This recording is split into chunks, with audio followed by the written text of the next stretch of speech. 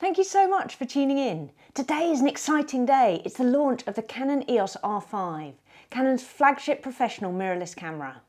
I've been fortunate enough to have the opportunity to test the R5, and I'm thrilled to report that Canon's mirrorless system has come of age.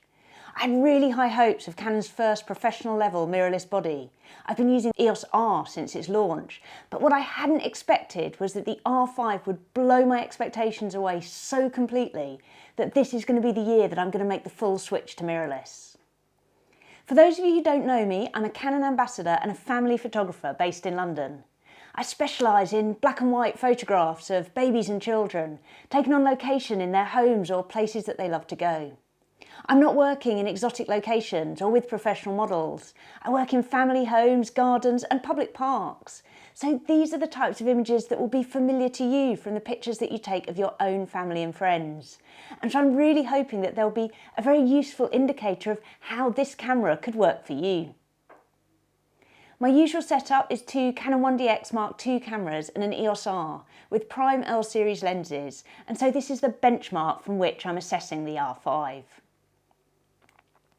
For these test shoots with the Canon EOS R5, I mainly used the RF 50mm f1.2L and the Canon RF 85mm f1.2L DS lens. All the images in this video were shot with pre-production hardware and firmware. If you'd like to see the full technical settings for any of these images that I'm going to show you, then I'll post those under the pictures on my blog. So, what's new on the Canon EOS R5? I'm going to give you a quick summary of the key features, and then we're going to dive into more detail on the aspects that are most important to me in my work. First up, we have the new 45 megapixel sensor. Now this places the R5 close to the 50.6 megapixel Canon EOS 5DS in terms of resolution. And this high resolution sensor gives us phenomenal tonal range, and of course even more options for cropping images in post-production. The low light performance has improved, and the native range is now from ISO 100 to 51,200.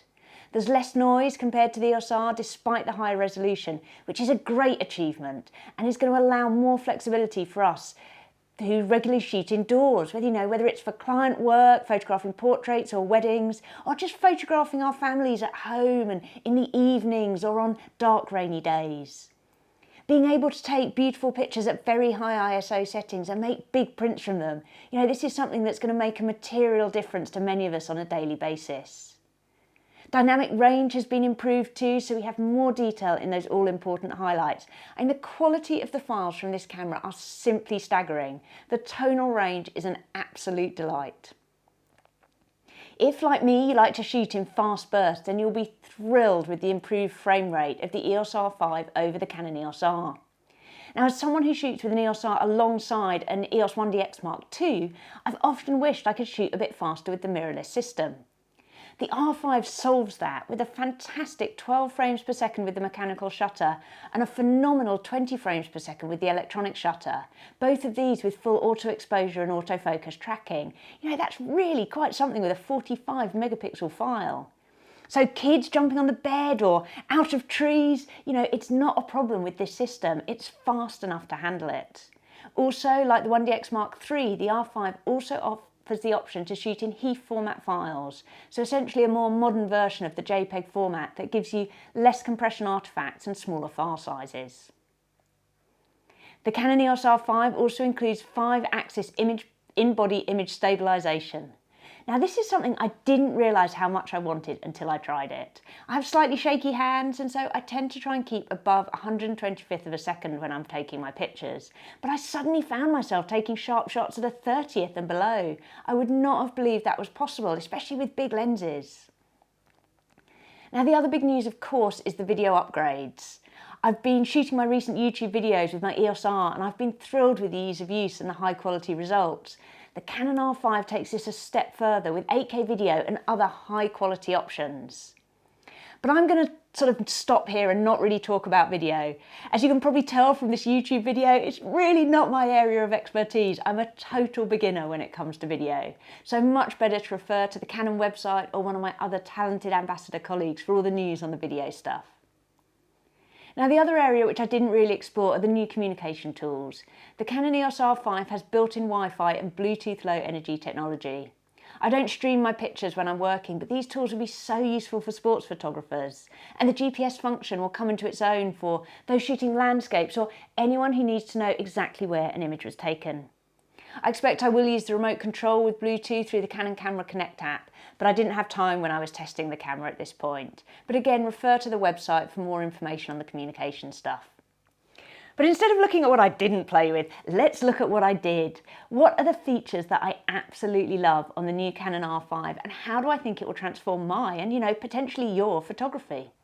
On first look, the Canon EOS R5 looks very similar to the EOS R. It's a similar size and weight. The multifunction bar has gone, which personally I'm sad about as I really liked it, but I know it wasn't universally popular. It's been replaced with a multi-controller joystick like those on many of Canon's DSLRs. Like the EOS R, the EOS R5 has a vari-angle screen, and I'm so pleased to see this on a pro body. I love to use mine on the EOS R to shoot from new and interesting angles and really mix up my compositions. You can also program not just the main dial, the quick control dial and the ring on front of the lens, but also the quick control dial on the back, so you haven't lost a customizable function with the removal of the multifunction bar. The buttons are in slightly different positions to the EOS R, but it all feels very instinctive in my hand. The body feels very solid. It's the same magnesium alloy shell as the 1DX Mark III, and it has weather sealing to a similar level as the EOS 5D Mark IV. The shutter durability has also been improved, and that's good for around 500,000 shots, which, even at the rate I take pictures, will take a while to get through. There are dual card slots in the Canon EOS R5. Personally, I don't shoot onto two cards simultaneously, but it will be a welcome relief to all of the photographers who prefer to have that option. The R5's two card slots take different types of card, SD cards in one and CF Express cards in the other. Now, new card formats can add a significant additional expense when upgrading camera systems, but I've been incredibly impressed with the CF Express cards that I've tried. The speed is phenomenal. The CF Express card that I was using to test had a write speed of 1,200 megabytes a second. That's compared to the 120 megabytes per second on my current SanDisk Extreme CF cards. Technology moves on and we can move with it. This new camera system is a world away from the Canon EOS 10D and the two 512 megabyte CF cards I bought when I started my business in 2003. When we think what we can do with these new tools, it's incredible. It makes the upgrades worth every penny. The Canon EOS R5 has a new longer life battery, but it's also compatible with the LPE6 batteries that many of us have for our EOS R and 5D series cameras. I found that the new battery was still going strong after a morning shooting kids running around. Like the EOS R, the Canon EOS R5 is very customisable, and you can set it up perfectly to suit the way you like to shoot. This customisation is invaluable because, combined with the R5's superb responsiveness, it helps me to capture fleeting moments with ease. I've set mine up to have the shutter speed on the main dial at the front, aperture on the quick control dial at the back of the top of the plate, ISO on the quick control dial on the back, and the control ring on the lens switches between focus modes. Now, this is a fantastic addition, as I find I'm switching between different AF modes for different types of shooting more and more to really utilise the technology in the cameras. For example, I might use the face and eye detection for portraits and then some of the wider area modes for action shots. Having this ability to switch modes without going into a menu or press a number of buttons, it's speeding up my shooting process no end. Autofocus is obviously vital for my work. I photograph kids running, jumping, moving erratically, and often in situations where there's very little light, indoors or in dense dark woodland. I need to know that I can trust the autofocus on the camera to get the shot whatever happens in front of me. As a photographer who's been shooting with Canon's flagship 1 series bodies for over a decade, my standards are so high, but I was blown away by the performance of the Canon EOS R5. I was thrilled to see that Canon have included 4 pre-programmed autofocus modes on the R5, because I use these a lot on my 1DX Mark II. The autofocus modes are Case 1, a versatile multi-purpose setting which I use as standard. Case 2, continuing to track subjects, ignoring possible obstacles, perfect for playing in bubbles or tennis. Case 3, instantly focusing on subjects entering AF points, great for cycling or fabulous if you've set up a shot and want to wait for the kids to appear. And Case 4, for subjects that accelerate or decelerate quickly, perfect for playing football or bouncing on the trampoline. I find these settings hugely useful and expect to use them a lot. Canon has also included deep learning technology in the R5 to better track people and animals. The results of this were clear to see. Face detection on the EOS R has been getting better and better with firmware updates, and it feels like it has truly arrived on the new R5. It's incredible. Using face and eye detection on the R5, I can let the camera do a lot of the work. Face tracking even worked when photographing a child jumping on a bed. You know, that feels incredible to me. I didn't try animal tracking because I don't have a pet, but the Canon EOS R5 uses deep learning technology to better track dogs, cats and birds by detecting their body, face or eye of the subject. I'm really looking forward to seeing what nature photographers do with this technology. So for me, there are 4 key areas when it comes to judging autofocus. How well does it focus at wide apertures? How well does it focus on fast-moving subjects? How well does it focus in low light? And how well does it track faces? The R5 performed brilliantly in all these areas. Shooting at 1.2 was so easy, even with moving subjects, that if anything I had to remind myself not to just leave the camera set at f1.2 all the time. You know, while testing I did get carried away and sometimes took a few shots that would have benefited from a tighter aperture for depth of field when there was more than one person in the picture. But it was just amazing to be able to stick it on f1.2 and not worry. I was absolutely confident that the camera would track focus perfectly. And the joy of the electronic viewfinder is that you can see it's all coming together. If you need to check, then both the screen on the back and the EVF are such high resolution that you can check the sharpness of an individual eyelash before moving on to the next picture. Moving targets were no problem at all, and being able to quickly shift between these different focus modes made it so easy if, you know, the child I was photographing was wandering along slowly and then broke into a run and a jump. You know, you can see here it's spot on as this boy jumps, and it's shot at f1.6. The R5's autofocus performance in very low light was a bit harder to test because due to the current pandemic restrictions, when I had the R5, I wasn't able to do a lot of photography inside people's homes. However, in dark, dense woodland, which can be tricky with dappled sunlight, harsh contrast backgrounds, the camera performed perfectly. I was thrilled to see the joystick on the back of the R5. While the touchscreen is great for moving the focus around and I use it on the EOS R, I did miss the moving the focus point with my right thumb on the joystick with the EOS R, especially when I was using longer lenses, because after years of using 1 series cameras, it feels instinctive to me to move the focus points like that. So I was absolutely thrilled to see the return of a joystick on the back of the EOS R5. But even better, this multi-controller joystick is customizable. You can change its sensitivity, so you can move the focus points around fast, you know, really fast. And this is important because the focus area on the R5 now covers the whole of the visible image area. It's got 5,940 autofocus points. You can shift it around so quickly it's easy to put those AF points in the corners or other places to create interesting and dynamic compositions. All of these options will allow us to be more creative with our photography and get better results. Canon has long had superb image stabilisation in some of its lenses, such as the popular Canon EF 70-200 f2.8L IS, or my beloved Canon RF 35mm f1.8. Image stabilisation allows us to handhold shots at much slower shutter speeds and still shoot sharp images without camera shake. And now Canon has added in-body image stabilisation to the R5, brings the benefits of image stabilisation to all our lenses. So by placing this function inside the body, Canon has ensured that regardless of whether the camera is working with an IS lens or not, we have access to a steadier camera and we can take pictures that would not have been possible before.